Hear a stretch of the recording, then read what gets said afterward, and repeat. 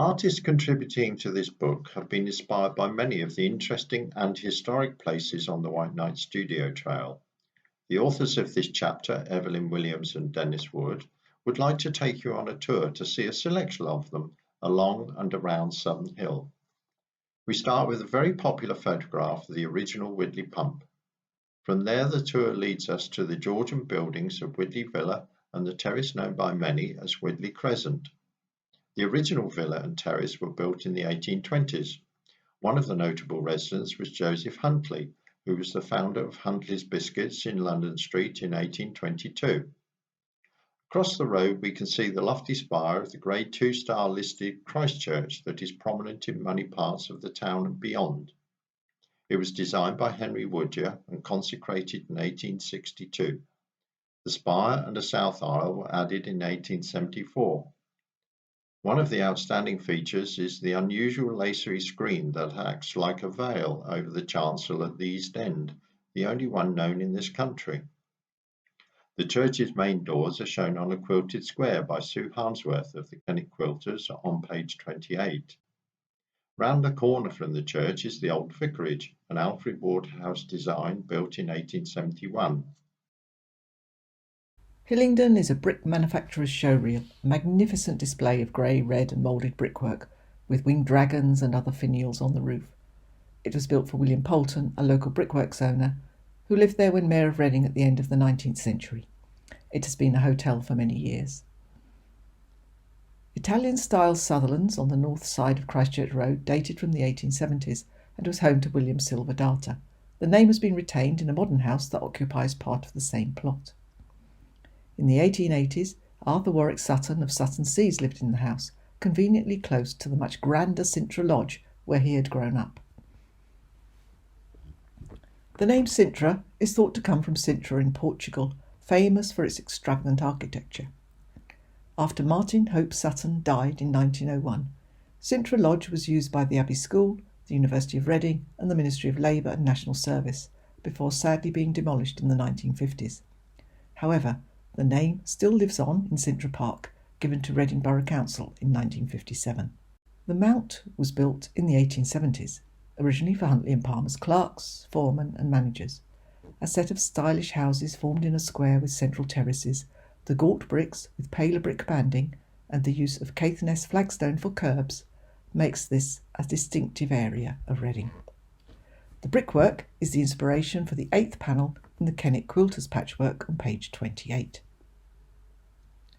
Further east along the road, the Queen's Head dominates the corner of the lane to Whitley Park Farm. The current building, once owned by Simmons Brewery, dates from the second half of the 19th century, but a public house existed on this site before then.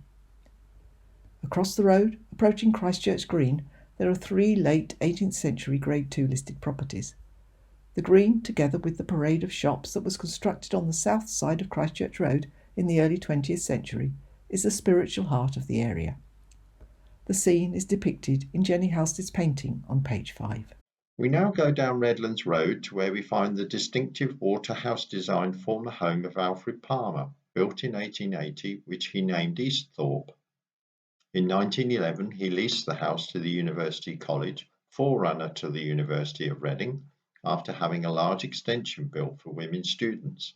It was renamed St Andrew's Hall. About 15 years ago, a further extension was added to house the Museum of English Rural Life. The university's special collections were transferred into the hall. An artwork by Carol Stevens of a large teapot in the museum can be seen on page 2. From there we go to the picturesque main building of Reading School in Early Road, also designed by Alfred Waterhouse. It was opened in 1871 to replace the previous school in Valpy Street. The school was chartered in 1486 and the Queen came to celebrate the quincentenary. A wintry scene of a fox ambling past the school by Therese Lawler is shown on page 13. It's worth noting that Alfred Waterhouse was one of the major contributors to architecture in Reading during the late 19th century, including several houses at White Knights Park. In Upper Redlands Road we come to Elmhurst House, built around 1862 for George Palmer. His initials can be seen carved above the keystone of the entrance arch. It later became the home of his son, George William. In 1939, it was taken over by the University of Reading to form St George's Hall. Continuing along Upper Redlands Road, we can see Broad Oak. It was built in 1877 for Charles Andrews of the Catesgrove Ironworks Company. After his death, it became the home of members of the Sutton family. Mother Mary of Calvary acquired it in 1909 to found the St Joseph's Convent School for girls. Over the course of the 19th century, parts of the large Mockbeggar estate between White Knights Park and Wokingham Road were sold off for development. Mockbeggar House, built in 1866, was destroyed by fire in 1999 and subsequently demolished. During the Second World War, the kitchen garden was taken over as allotments that remain in use today. The remainder of the site is now used by the Lakeside Care Home and the Ridgeline Trust for therapeutic gardens. Green Road, Telford Avenue and other streets off White Knights Road were also built on parts of the estate. A Telford Avenue tug of war is shown in Hilary James' artwork on page 14.